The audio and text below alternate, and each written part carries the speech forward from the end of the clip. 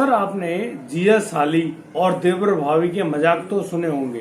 दोस्तों, उस मजाक के अंतर्गत एक ऐसी कहानी होती है कि एक जीजा को अपनी ही साली की वो मजाक करने की आदत, और मजाक जो है वो भारी पड़ जाता है, और उस मजाक करने की जो कीमत होती है जीजा को अपनी जान देकर चुकानी पड़ती है। जी हाँ दोस्तों, मैं भीषम का आपका स्वागत करता हूँ। पूरी जानकारी के यदि आप पहली बार हमारी ये वीडियो देख रहे हैं तो आप हमें सब्सक्राइब करना ना भूलें और नोटिफिकेशन की बेल आइकन को जरूर दबाएं। दोस्तों, ये जो घटना है ये सामने आई है बूंदी जिले से। बूंदी जिले में एक युवक होता है, उसकी उम्र करीब 28 वर्ष होती है और वह उसका नाम अभिषेक शर्मा है, जो कि पुलिस हेड कांस्टेबल बन जाता है। वह एग्जाम देता है, एग्जाम पास करके पुलिस में ज्वाइन कर लेता है और हेड कांस्टेबल की जो नौकरी होती है वो पा लेता है। दोस्तों, उसकी शादी उससे करीब 3 वर्ष छोटी एक युवती से होती है। उस युवती का नाम रीना होता है और रीना बड़ी खूबसूरत होती है, और रीना उनके ही करीब गांव से, अभिषेक शर्मा के गांव से रीना के घर की दूरी करीब 150 किलोमीटर, यानी कि काफी दूर होता है उनका घर। लेकिन वह रीना को पाकर बेहद खुश होता है और रीना भी अभिषेक शर्मा को पाकर बेहद होता है। दोस्तों, फिर कहानी थोड़ी आगे बढ़ती है तो जब भी अभिषेक शर्मा अपनी बीवी रीना को लेकर उसके मायके जाता है, यानी कि अपने ससुराल जाता, तो वहां एक रात रुक के जरूर आता है। दोस्तों, यही एक रात रुकने में ही उसके साथ कुछ ऐसी प्रक्रिया होती हैं जिसके बताने में भी बड़ी हैरानी होती है। दोस्तों, जब भी वह ससुराल जाता है तो वहां ससुराल जाकर वो बिल्कुल थक जाता है और थकने के साथ ही वह आराम करने के लिए लेट जाता है।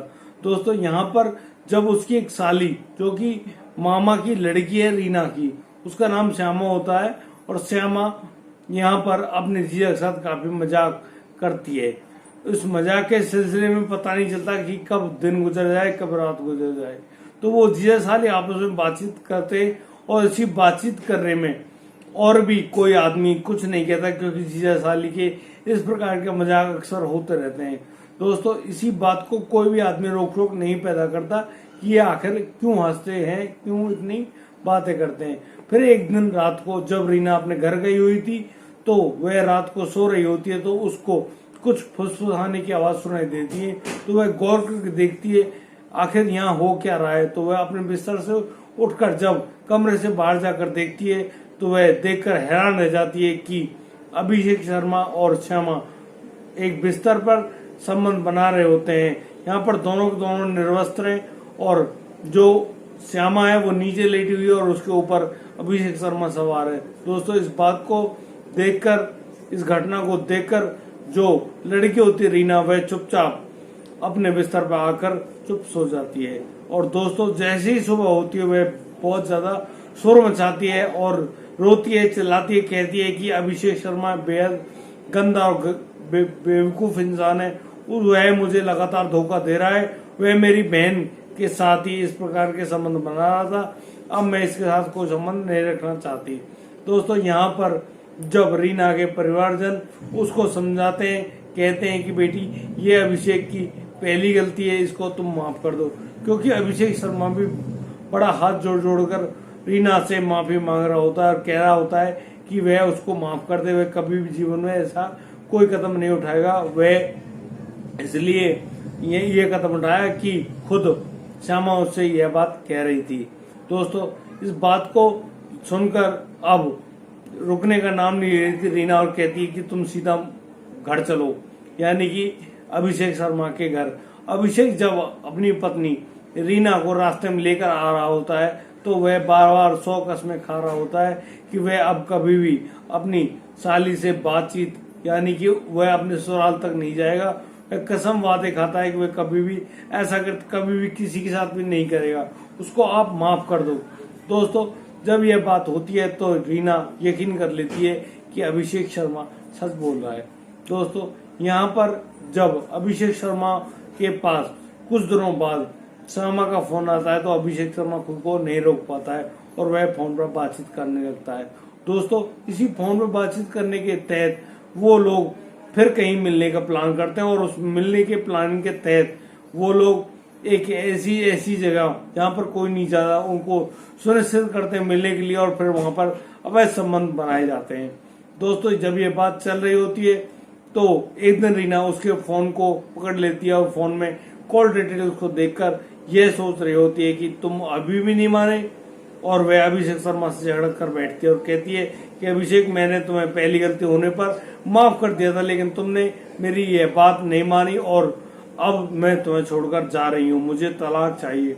और वह तलाक नाम शब्द कहकर अपने घर लौट जाती है और कहती है कि अब जब भी मेरे घर आओ तो तलाक के कागजात पर साइन करके ही आना, क्योंकि अब मैं तुम्हारे साथ जिंदगी नहीं जी सकती, मुझे तलाक चाहिए। दोस्तों इसी बात की जब घटना और सूचना पाता है अभिषेक तो काफी लज्जित होता है, काफी शर्म महसूस करता है और मन ही मन खुश हो रहा होता है कि अब उसके और सामा के बीच में कोई नहीं आने वाला, यानी कि अब तो रीना भी हट रही है। दोस्तों इस कहानी को अभी करीब 2 महीने ही बीते थे और फिर एक दिन अभिषेक शर्मा अपने परिवार में ये कहकर जाता है कि वह उसकी ड्यूटी एक जगह पर लगी और वह वहां पे जा रहा है, अगले 3-4 दिन वह नहीं आएगा। दोस्तों जब 3-4 दिन बाद भी अभिषेक शर्मा घर नहीं लौटता है तो लोग परेशान होते हैं, उसके परिजन परेशान होते हैं और वो कहते हैं कि भाई अभिषेक शर्मा गया तो गया कहाँ। वो पुलिस स्टेशन पहुंचते हैं उसकी बताई हुई जगह पर, तो वहां पर पता चलता है कि अभिषेक शर्मा तो यहाँ आया ही नहीं है, उसने तो करीब 6 दिन की छुट्टी ली हुई है और वह यहाँ पर नहीं है, वह आया ही नहीं है। तो यहाँ पर जो उसके परिजन होते हैं अभिषेक के, वो एक रिपोर्ट दर्ज कराते हैं कि उनका जो बेटा है, जो अभिषेक शर्मा है, जो पुलिस का हेड कांस्टेबल है, वह अब घर पर नहीं पहुंच रहा, यानी कि लापता है, पुलिस उसको खोज कर दे। तो पुलिस के पास जब ये सूचना मिलती है तो पुलिस तुरंत कार्रवाई करते हुए उसके बारे में जानकारी लेने के लिए उसके घर पहुंच जाते हैं। घर जाकर उसके नंबर्स को सीडीआर फाइल और सर्वेलेंस पे लगाए जाते हैं और फोन की सीडीआर फाइल निकाली जाती है। उसी सीडीआर फाइल के तहत पता चलता है कि वह एक लड़की जिसका नाम सामा है उससे अक्सर बात किया करता था। तो पुलिस जब सामा के बारे में पूछती है तो पता चलता है कि सामा उसके रिश्ते में साली लगती है और वह रहने वाली रीना के गांव की है।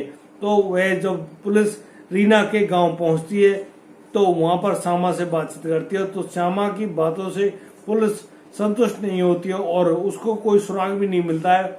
तो पुलिस वहां से खाली हाथ लौट आती है।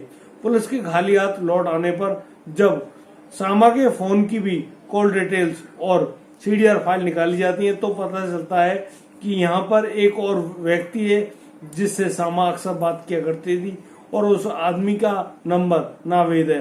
यानी कि यहाँ सामा 2 जगह यानी कि ट्रायंगल बना हुआ था एक प्यार करने का, कि सामा यहाँ 2 आदमियों से प्यार करती है जिसका नाम नावेद है और अभिषेक शर्मा है। दोस्तों जब पुलिस इस बात पर गहराई से सोचती है और अपनी बात करती है तो वह श्यामा को उसके घर से गिरफ्तार करके लाती है और नावेद को भी गिरफ्तार करके अपने पुलिस स्टेशन ले आती है। और फिर आप जानते हैं पुलिस की पूछताछ करने का तरीका क्या होता है। जब वह कड़ी पूछताछ करते हैं तो कड़ी पूछताछ करने में पता चलता है कि सामा कुछ ऐसे खुलासे करती है जिसके बारे में आप भी चौंक जाएं। सामा यहाँ पे कहती है कि वह जानती थी कि अभिषेक शर्मा उसके बहन रीना के ही पति हैं, लेकिन उसको वह अच्छे लगते थे क्योंकि वह उनसे हर तरह की बात करती है, लेकिन वह अभिषेक शर्मा से कभी भी प्यार नहीं करती थी, वह तो प्यार नावेद से करती। लेकिन जब उसके जीजू उससे बात करने में मशगूल होते तो वो कई बार उनसे हाथ टच करने देती, यानी कि शारीरिक संबंध बनाने का जब अभिषेक शर्मा प्रयास करता तो वह उनसे मना नहीं कर पाती और अभिषेक शर्मा के साथ भी संबंध अक्सर बनाती थी। इसी बात को लेकर वह बताती है कि उसको अभिषेक शर्मा इस बात को कहकर लगातार परेशान कर रहा होता है कि वह अब रीना को तलाक देकर तुमसे शादी कर लेगा, यानी कि अभिषेक शर्मा अब रीना को तलाक देकर सामा से विवाह करने वाला था और उससे कहता है कि अब वह शादी करेगा तो सिर्फ सामा से करेगा। लेकिन यहाँ पर सामा उससे कभी भी प्यार नहीं करती और वह मना कर देती है कि वह कभी भी अभिषेक शर्मा से प्यार यानी कि शादी नहीं करेगी। दोस्तों इसी बात को लेकर जो अभिषेक शर्मा है काफी क्षुब्ध होता है। फिर एक दिन जब सामा का फोन आता है कि मुझे आपसे मिलना है तो इस बात को लेकर शाम अभिषेक उसको मना नहीं कर पाता और उसकी बताई जगह पर पहुंच जाता है। वह जगह होती है विजयगढ़ का किला। विजयगढ़ के किले में वे मिलने का प्रयास करते हैं और फिर वहां पर मिलने के लिए अभिषेक शर्मा पहुंच जाता है। दोस्तों अभिषेक शर्मा और सामा वहां पहुंचती, साथ में नावेद भी पहुंचता है।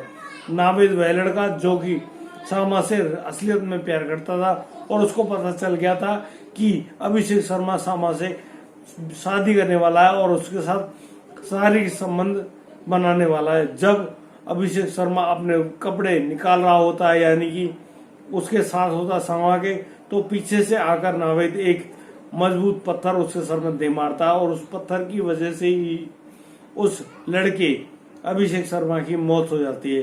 दोस्तों यहाँ पर नावेद और अभिषेक शर्मा की लाश को एक मिट्टी खोदकर यानी गड्ढा खोदकर और सामक साथ मिलकर उसको वहीं पर ठिकाना लगा देता है और उसके फोन को भी वहीं से तोड़ के पत्थरों से फेंक देता है। यानी कि उनकी पुलिस बताती है कि उनको जो लास्ट सीडीआर डिटेल जो मिली है वह विजयगढ़ के किले की मिली है, क्योंकि उस समय जब उसकी डिटेल को निकाला गया तो वहां पर 3 फोन मौजूद थे, यानी कि अभिषेक शर्मा का फोन भी और तुम्हारी सामा का फोन भी और नावेद का फोन भी। दोस्तों इसी बात को लेकर काफी पुलिस को हैरानी होती है कि ये साली किस प्रकार अपनी जीजा के साथ ऐसा कर सकती है, लेकिन यहाँ पर जो साली है वह चाहती थी कि अभिषेक शर्मा से वह प्यार करते रहे, उसको उसका खर्चा मिलता रहेगा और वह चाहती थी कि उसका असली प्यार नावेद है, वह नावेद से ही शादी करेगी क्योंकि नावेद ही उसका असली प्यार है और उसी के साथ वह खुश रह सकती है। दोस्तों इस जांच करने में पुलिस को करीब 4 साल का वक्त लग जाता है, यानी कि यह समय बहुत बड़ा होता है और पुलिस जैसे तैसे पता कर रही होती है कि अब अभिषेक शर्मा की लाश कहाँ है, यानी कि अभिषेक शर्मा अभी भी लापता है। दोस्तों जब उन कॉल डिटेल्स के बारे में और सख्ती से पूछताछ किया जाता है तो वह बताते हैं कि किले में ही हमने उसको दबाया है। दोस्तों जब पुलिस उनको लेकर उनके बताई गई जगह पर उस शव को खोदा जाता है, यानी कि उसके शव की लिए मिट्टी की खोदाई की जाती है, तो अभिषेक शर्मा का शरीर तो गल चुका होता है लेकिन उसके कपड़े से पहचान होती है कि वह शव अभिषेक शर्मा का ही होता है, क्योंकि अब वहां पे शव नहीं है, वहां पर तो उससे बची थी हड्डियां। दोस्तों क्या यहाँ पर जो लड़की है यानी कि सामा ने अच्छा किया? क्या अभिषेक शर्मा के साथ यही होना था? क्या नावेद यहाँ पर एक अहम भूमिका निभाता है अभिषेक शर्मा की हत्या करने में? दोस्तों इस तरह के बहुत सारे प्रश्न आपके दिमाग में उठ रहे होंगे। दोस्तों मैं आपसे कहता हूं कि आप प्लीज हमें कमेंट करके अपने प्रश्नों को और अपने उत्तरों को जरूर दें ताकि इनसे मेरा मनोबल बढ़े। उम्मीद करता हूं आपको मेरी ये वीडियो और दी गई जानकारी अच्छी लगी होगी। दोस्तों अगर आपको हमारी ये वीडियो अच्छी लगी तो प्लीज हमें लाइक करें, कमेंट करें, शेयर करें और सब्सक्राइब करना बिल्कुल ना भूलें। जय हिंद, जय भारत।